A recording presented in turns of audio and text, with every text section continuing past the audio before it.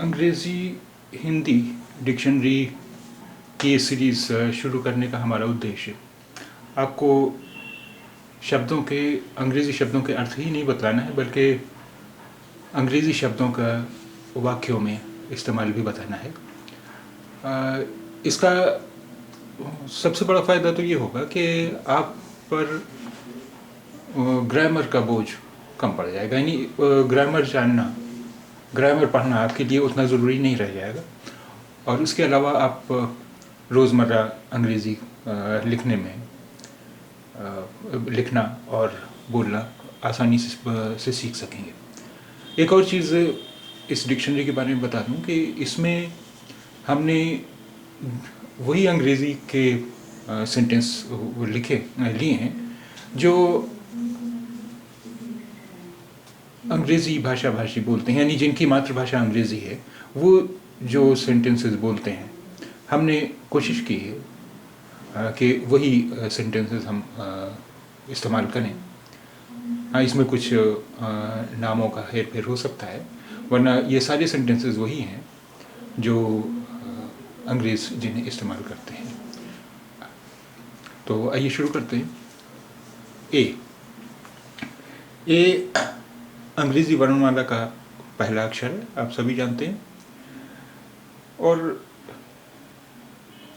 ए का एक अर्थ होता है किसी परीक्षा में या काम के लिए किसी छात्र छात्रा को प्राप्त होने वाले सबसे ज़्यादा नंबर, यानी किसी इम्तहान में छात्र छात्रा को जो सबसे ज़्यादा नंबर मिलते हैं उनके लिए भी हम ए का इस्तेमाल करते हैं। जैसे आइए देखते हैं इस का सेंटेंस में इस्तेमाल।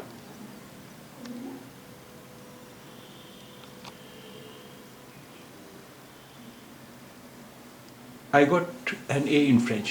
I got an A in French. यानी मुझे फ्रेंच में सबसे ज़्यादा नंबर मिले। I got an A in French. मुझे फ्रेंच में सबसे ज़्यादा नंबर मिले। I got an A in French. मुझे फ्रेंच में सबसे ज़्यादा नंबर मिले। आइए देखते हैं एक और इस्तेमाल इसका। रोज़ी got an A's in high school. रोज़ी को हाई स्कूल में सबसे ज़्यादा नंबर मिले। यहाँ एज जब इस्तेमाल हुआ है तो ए का प्लूरल है, ए का बहुवचन है, और इसका मतलब हुआ कि सारे सब्जेक्ट्स में। Rosie got A's in high school, यानी रोज़ी को सभी सब्जेक्ट्स में, सभी विषयों में सबसे ज़्यादा नंबर मिले। Rosie got an A's in high school, Rosie को हाई स्कूल में सबसे ज़्यादा नंबर मिले। From A to Z, from A to Z का मतलब होता है कि किसी विषय के बारे में, किसी सब्जेक्ट के बारे में सब कुछ बताना, यानी शुरू से आखिर तक सब कुछ बताना। फ्रॉम ए टू जेड, किसी विषय में सब कुछ बताना। जैसे एक सेंटेंस देखें, the history of art from A to Z, यानी कला के इतिहास के बारे में पूरी जानकारी, शुरू से आखिर तक पूरी जानकारी। The history of art from A to Z, कला के इतिहास के विषय में पूरी जानकारी। The history of art from A to Z, कला के इतिहास के बारे में पूरी जानकारी। अ का मतलब होता है एक, कई, कुछ। एक, कई, कुछ। अब आइए अ का इस्तेमाल देखते हैं। There is a visitor for you, आपसे कोई मिलने आया है। There is a visitor for you, आपसे कोई मिलने आया है। There is a visitor for you, a visitor, कोई मिलने वाला। There is a visitor for you, आपसे कोई मिलने आया है। एक और सेंटेंस देखें, There is a Mrs. Green to see you. There is a Mrs. Green to see you, यानी मिसेस ग्रीन नाम है, लेकिन अ मिसेस ग्रीन का मतलब हुआ कोई मिसेस ग्रीन, यानी जो हमें बता रहा है वो जानता नहीं है कि वो कौन है। वो है कोई मिसेस ग्रीन है जो अपना नाम मिसेस ग्रीन बता रही है। There is a Mrs Green to see you, कोई श्रीमती ग्रीन आपसे मिलने आई है। There is a Mrs Green to see you, कोई श्रीमती ग्रीन आपसे मिलने आई है। There is a Mrs Green to see you, कोई श्रीमती ग्रीन आपसे मिलने आई है। We have a problem, we have a problem, हमें एक समस्या है। अ प्रॉब्लम, एक समस्या। वी हैव अ प्रॉब्लम, हमें एक समस्या है। वी हैव अ प्रॉब्लम, हमें एक समस्या है। Suddenly they heard a bang. अचानक उन्हें कुछ टकराने की आवाज़ सुनाई दी। Suddenly they heard a bang.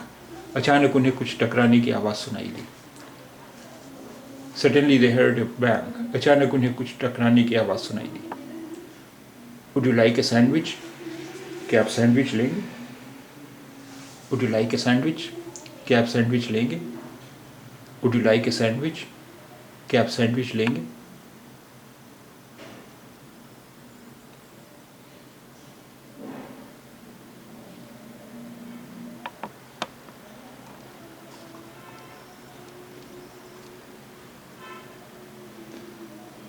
He's a really nice man. वो वाकई शरीफ आदमी है। He's a really nice man. वो वाकई शरीफ आदमी है। He's a really nice man. वो वाकई शरीफ आदमी है। Take a look at this. ज़रा इस पर नज़र डालो। Take a look at this. ज़रा इस पर नज़र डालो। Take a look at this. ज़रा इस पर नज़र डालो। It needs a good clean. इसकी अच्छी तरह सफाई की ज़रूरत है। It needs a good clean. इसकी अच्छी तरह सफाई की ज़रूरत है। It needs a good clean. इसकी अच्छी तरह सफाई की ज़रूरत है।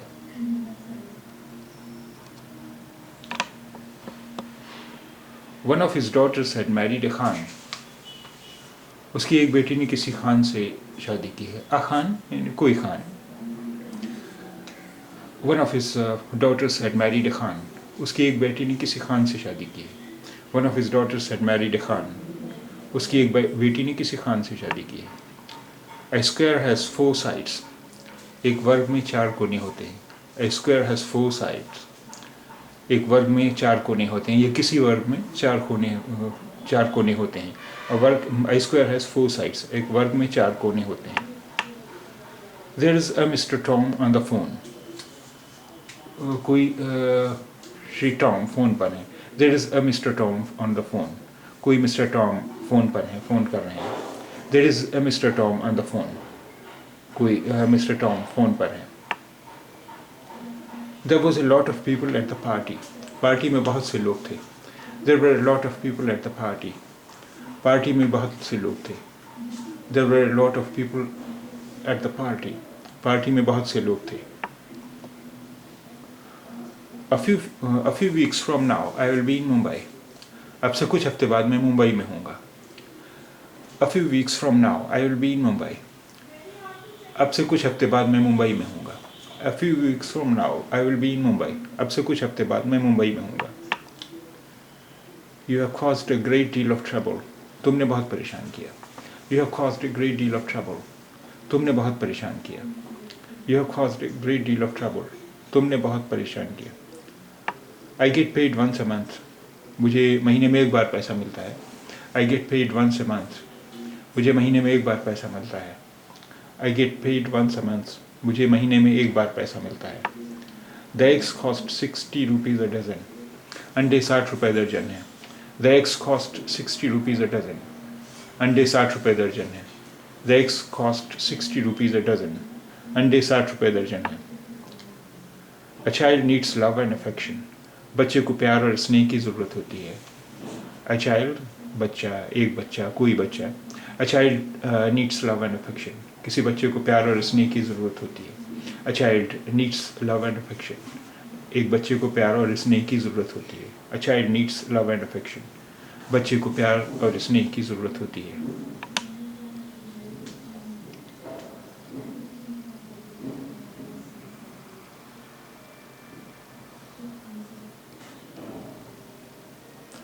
I'll fetch you a cup and saucer. मैं एक प्याली और तश्तरी ला देता हूँ। I'll fetch you a cup and saucer.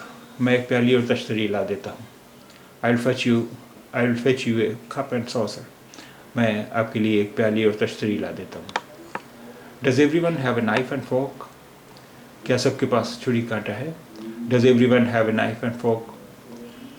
क्या सबके पास छुरी कांटा है? Does everyone have a knife and fork? क्या सबके पास छुरी कांटा है?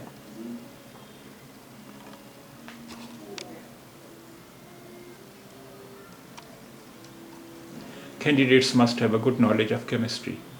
उम्मीदवारों को केमिस्ट्री का अच्छा ज्ञान होना चाहिए। Candidates must have a good knowledge of chemistry. उम्मीदवारों को केमिस्ट्री का अच्छा ज्ञान होना चाहिए।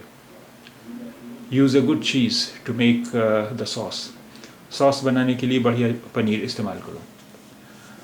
Use a good cheese to make the sauce. Sauce बनाने के लिए बढ़िया पनीर इस्तेमाल कीजिए। Use a good cheese to make the sauce. Sauce बनाने के लिए बढ़िया पनीर इस्तेमाल करो। Can I get you coffee? मैं आपके लिए कॉफ़ी लाऊं? Can I get you coffee? मैं आपके लिए कॉफ़ी लाऊं? Can I get you coffee? मैं आपके लिए कॉफ़ी लाऊं? She died on A Tuesday. उसका देहांत मंगलवार को हुआ था। She died on A Tuesday.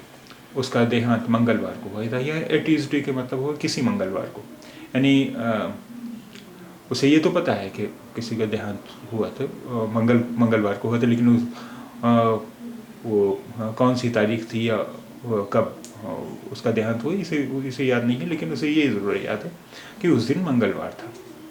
She died on A Tuesday. उसका देहांत मंगलवार को हुआ था। She died on A Tuesday. उसका देहांत मंगलवार को हुआ था।